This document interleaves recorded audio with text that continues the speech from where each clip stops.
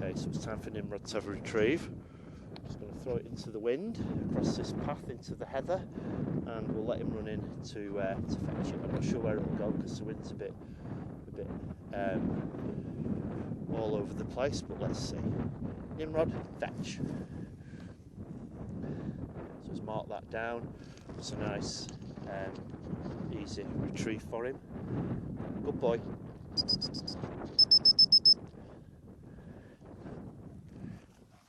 Good lad. Good boy. Good boy. Good boy. He's super excited about that. There's the boys, Nimrod and Boris. A pair of rascals. Good boys. So I've just planted a retrieve just in front of those rushes that you can just see towards the end of them, and we're going to send Boris and see whether Boris can pick it. Boz, fetch.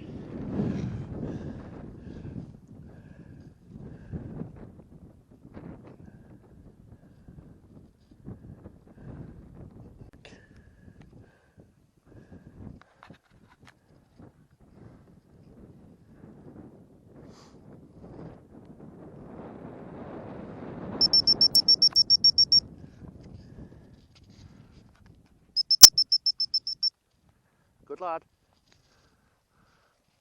Good lad. Good boy. Good boy. So here we are with little Nimrod. We're on top of the fell again. Quite a nice day. Snow's forecast, so we won't be staying out so long today. So we're going to send him for a retrieve using the fur dummy again. Wind's blowing from behind me, and I'm going to try and get it into these rushes, so he has to use his nose to weed it out. Just going to let him run in. He's not steady yet, and I want to just keep him keen with his retrieving, although I don't think we've got too many problems there.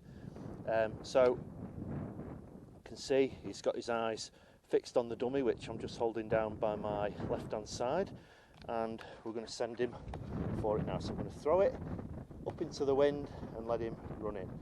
Nimrod, fetch. Okay, so it's gone in the deep grass. I think he did mark it. No, he's not quite got it. He knows it's there though. He knows it's there. We just need him to work it out. These tufts of grass can make it difficult for a little dog because when you throw your dummy, you can see where it's gone, but because the dog's lower down, it's harder for them to work out where it is. So you can see that he's hunting around. He's way off sort of mark at the moment, but you know, he's not used hand signals. There we go. He's picked it, which is good. We'll just whistle him back. Good boy, good boy. Lots of encouragement. Just bend down to get it off him. Good boy, come on, what a good lad. Good boy, Nimrod. Good boy. Okay, lots of encouragement. Lots of encouragement, exaggerated praise. What a good puppy. Good boy. Good boy. So that's really good. He worked hard then.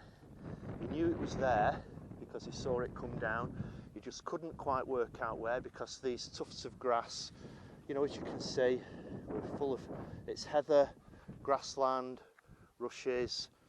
You know, there are plenty of holes where things can fall. And from up here, we can see, you know, where the retrieve's fallen quite easily. But when you get down here and you're looking at it from a dog's height, it's not quite so easy. So we should always bear that in mind when we are working, and particularly when we're training our dogs.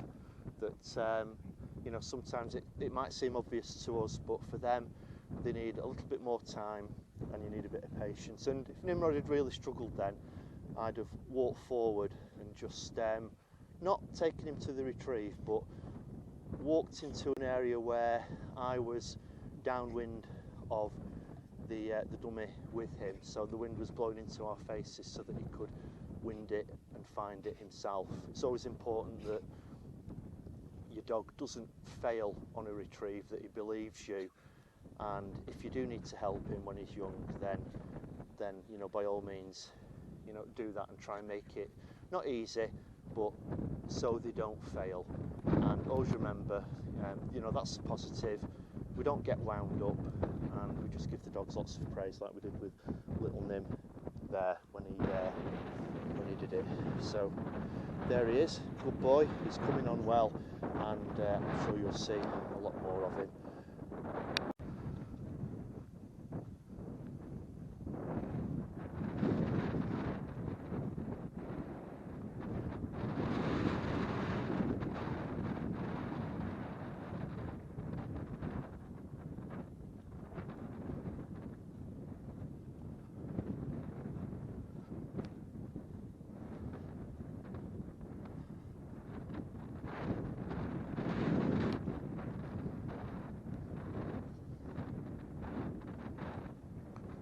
You know, when you're out with your spaniels, just good just to let them have a bit of free running, let them play and explore a little bit, particularly a young dog, but older dogs as well. It just gives them a bit of, you know, independence and a bit of freedom.